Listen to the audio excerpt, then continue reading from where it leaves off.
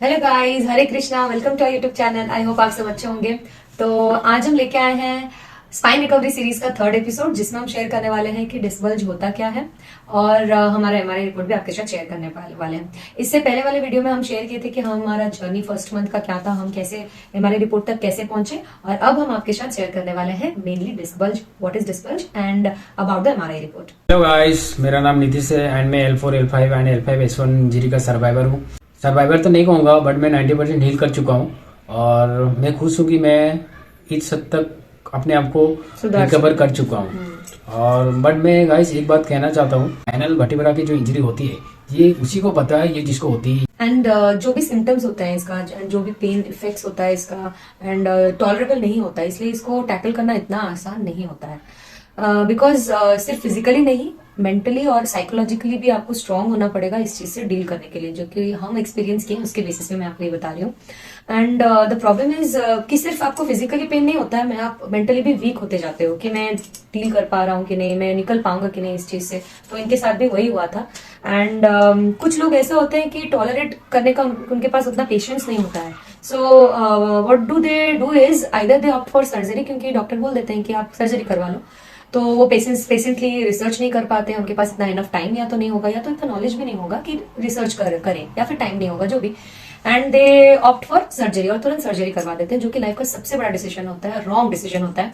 क्योंकि स्पाइन का nervous system का सर्जरी करवाना is not a very easy task, और उसको झेलना उम्र भर is such a difficult task. And फिर कुछ लोग ऐसे भी होते हैं जो अनफॉर्चुनेटली लाइफ टाइम तक इस पेन के साथ जीना एक्सेप्ट कर लेते हैं, क्योंकि उनको ऐसा लगता है कि शायद और इससे मुकर पाना नहीं हो सकता, क्योंकि सब कुछ ट्राई कर चुके होते हैं, वो एलोपैथिक मेडिसिन ट्राई कर चुके होते हैं। तो हम आपको इस वीडियो में ये बताएंगे कि क्या स्टेप्स हैं, किसके बाद क्या करने से आप इस चीज से आप निकल सकते हो। ऐसा नहीं कि निकल नहीं सकते, तो हम भी ऐसे 100 वीडियोस देखे होंगे इस चीज से निकलने के लिए, तभी हम आज निकले हैं।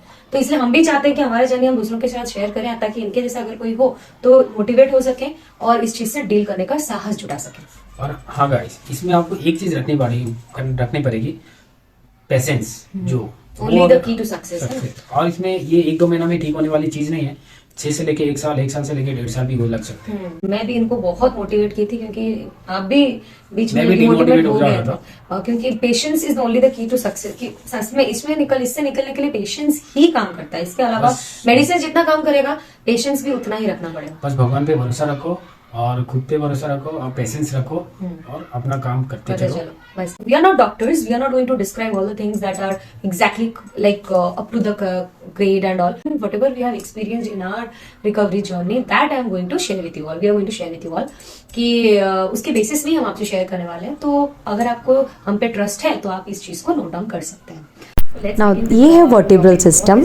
हर वर्टिब्रे के बीच में आप डिस्क देख सकते हैं, और डिस्क का स्ट्रक्चर कुछ ऐसा होता है, अगर कोई भी जर्क आती है और ये डिस्क बल्ज हो जाता है आउटर साइड, तो हमको प्रॉब्लम क्रिएट करता है। तो जैसे कि आप देख सकते हैं the different parts, the inner part is nucleus pulposus and the outer part is annulus fibrosus. अगर एन्युलस फाइब्रोसिस में टियर आती है तो न्यूक्लियस पल्पोसिस बाहर आने की कोशिश करती है, जिसकी वजह से ये बल्जिंग डिस्क होती है। स्क्रीन पे जो पिक्चर्स हैं, यहाँ के जो सेकंड है प्रोट्रूशन, ये हुआ था मेरे हस्बैंड को, जो बल्ज कर रहा था बाहर, जिसके वजह से पूरा साइटिक नर्व पे कॉम्प्रेशन हो रही थी।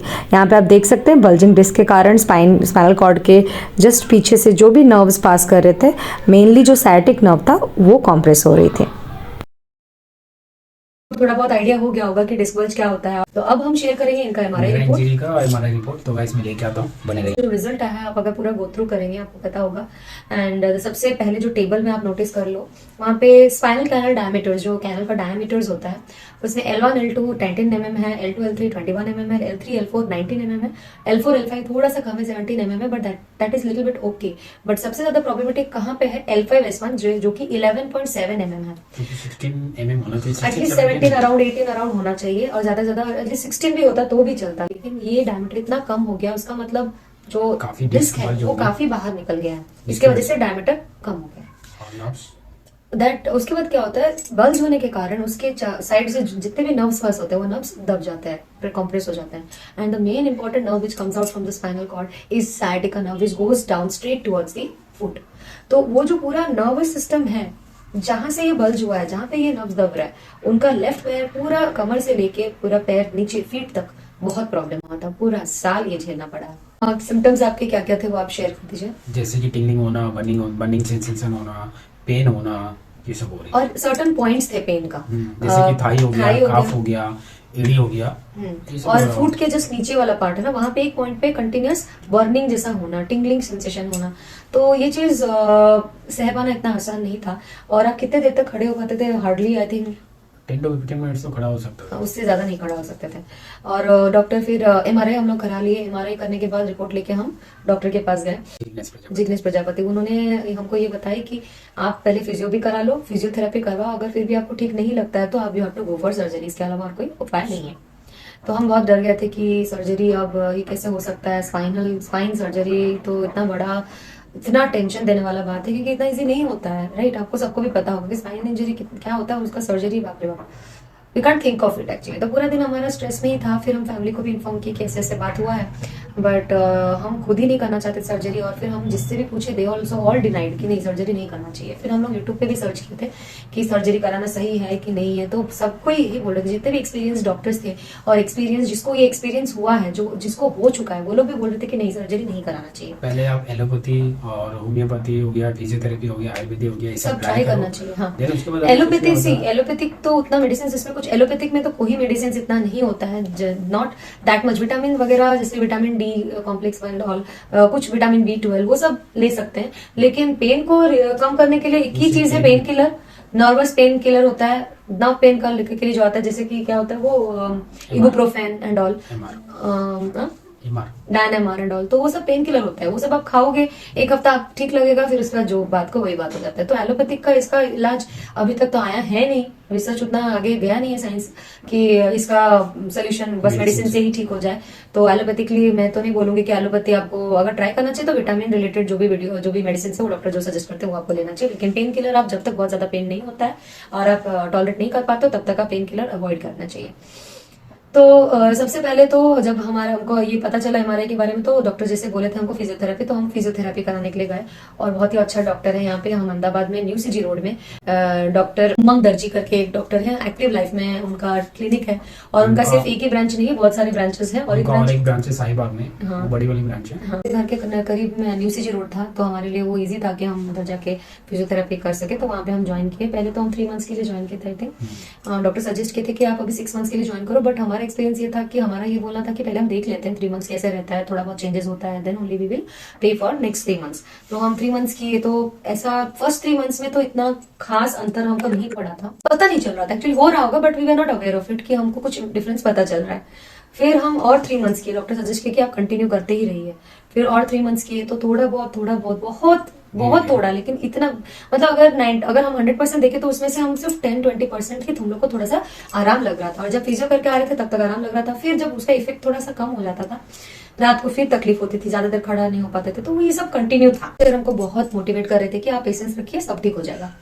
एंड देन हमको फिजियोथेरेपी के साथ साथ और एक चीज के बारे में पता चली, जो कि था होम्योपैथी। जो हम मई के दौरान हम घर गए थे छुट्टी में, समर वेकेशन में, तो वहां पे मेरे मौसा जी और मेरे जो कि बहुत अच्छे डॉक्टर को जानते थे, होम्योपैथिक डॉक्टर, जो पानपोस राउरकेला में, हम लोग राउरकेला में रहते हैं, तो हमारे मौसा जी बोले कि पानपोस में एक डॉक्टर है जो कि बहुत अच्छे होम्योपैथिक डॉक्टर है।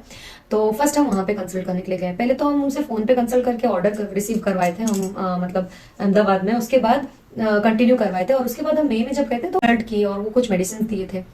वो मेडिसिन खाने के बाद बहुत 50% तक हम पहुंच गए थे। वो मेडिसिन का डिटेल मैं आपको शायद तुरंत ही शेयर करने वाली हूँ, आप स्क्रीन में दे दूंगी। तो पहला हमारा जो होम्योपैथिक मेडिसिन था वो ये था, ये हमको मेडिसिन दिए थे डॉक्टर, और उसको कंटिन्यू करने बोले थे टिल नवंबर। इसके आगे का जर्नी फिर हम आपको दूसरे वीडियो में दिखाएंगे। नेक्स्ट वीडियो में आपके साथ हम शेयर करने वाले हैं कि आगे का हम स्टेप्स क्या लिए थे अपने आप को ठीक करने के लिए। तो तब तक के लिए हरे कृष्णा, मिलते हैं नेक्स्ट वीडियो में।